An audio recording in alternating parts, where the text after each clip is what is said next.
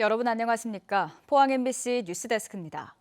윤석열 대통령이 직접 발표한 동해 석유가스전 탐사 시추가 오는 12월부터 시행됩니다. 포항에선 지진에 대한 우려도 나오고 있는데요. 오늘 국회에서 동해 석유가스전 개발의 지진 위험성을 짚어보고 대책을 마련하기 위한 토론회가 열렸습니다. 보도에 박성아 기자입니다. 5달 앞으로 다가온 정부의 동해 석유가스전 탐사 시추. 포항에선 지역 발전을 기대하는 환영의 목소리와 2017년 촉발 지진이 남긴 트라우마로 인한 우려가 엇갈리고 있습니다. 이런 시민들의 불안을 해소할 수 있도록 대책을 마련하기 위한 토론회가 국회에서 열렸습니다. 김광희 부산대 지질학과 교수는 미국, 러시아, 네덜란드 등 가스와 석유 개발로 유발 지진이 발생한 사례들을 소개했습니다. 이어 세계적으로 보고된 유발 지진의 11%가 전통 방식의 석유 가스 개발로 발생했다고 설명했습니다. 동해에서 석유나 가스를 개발한다 그러면 전통적인 방법으로 석유를 개발할 것 같은데 그 방법을 사용해도 지진이 발생을 하더라. 김 교수는 사전에 해저 단층에 대해 충분히 조사하고 시추 단계에서부터 전조 증상 등을 철저히 감시해야 한다고 강조했습니다. 발생을 억제할 수 있는 방안을 우리가 가지고 있지 않으니까 시작하기 전에 좀 조심해야겠다. 시추를 하는 단계에서부터 우리가 모니터링을 하고 시추 과정에서 일정 규모 이상의 지진 발생 횟수가 증가할 경우 사업에 대한 검토가 필요하다는 의견도 제시됐습니다.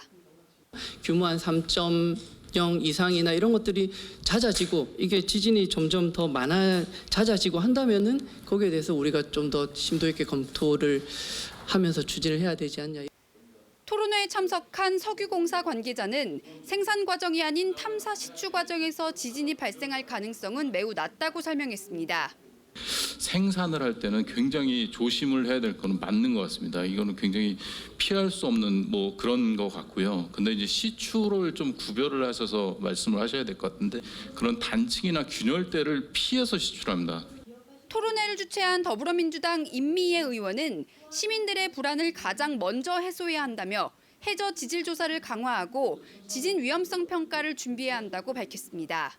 작은 지진이라도 발생할 여지가 있는지 국회에서는 이것을 심각하게 들여다보고 혹여라도 그런 우려가 있다면 사전에 조치를 취하는 것이 국회가 해야 할 일이기 때문에 석유공사는 안전대응 TF팀을 구성해 지진 등 안전 우려를 해소하고 지역사회와 소통을 강화하겠다고 밝혔습니다. MBC 뉴스 박성아입니다. 지하자원을 채굴하면 해당 지역은 지역자원시설세라는 세금 수입이 생깁니다. 문제는 바다에 대한 납세 규정이 없다는 건데요. 울산시가 대왕고래 프로젝트를 앞두고 대규모 지방세 수입을 위해 바다에도 세금을 부과할 근거 마련에 나섰습니다. 조창래 기자가 보도합니다. 지난 2004년 11월부터 17년 동안 천연가스와 초경질유를 생산한 동해1 가스전.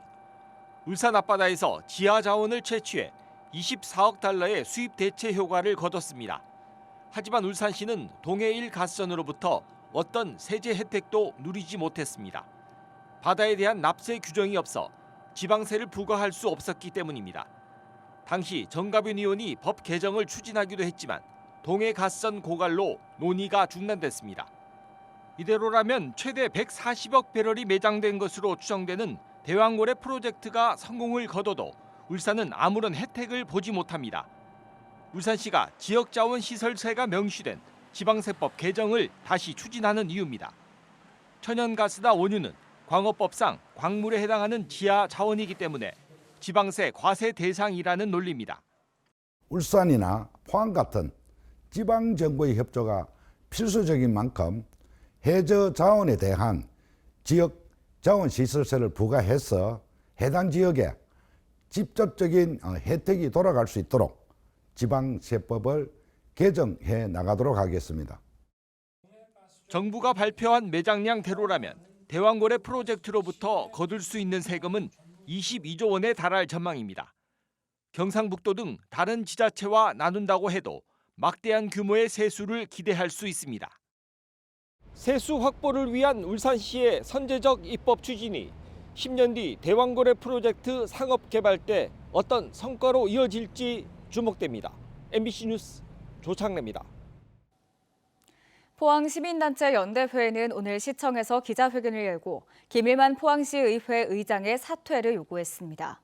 시민단체 연대회는 김 의장은 본인이 원하는 공무원이 아니란 이유로 의회 파견 철회를 요구한 것은 포항시 인사 시스템을 무너뜨린 처사였다며 인사 지연에 따른 행정 공백의 책임을 반드시 물을 것이라고 강조했습니다. 포항 스틸러스가 어제 열린 하나은행 K리그1 2024 22라운드 홈 경기에서 강원FC를 2대0으로 물리치고 리그 선두를 탈환했습니다. 포항은 후반 5분 오베르단이 선제골을 터뜨린 데 이어 후반 31분 윤민호가 터닝슛으로 자신의 K리그1 첫 골을 성공시키며 강원의 2대0으로 승리했습니다. 수원에서 최근 이적한 수비수 민상기는 경기 내내 안정적인 플레이를 보여주며 팬들의 박수를 받았습니다. 요즘 전 세계에 관심이 집중되고 있는 분야가 바로 인공지능인데요.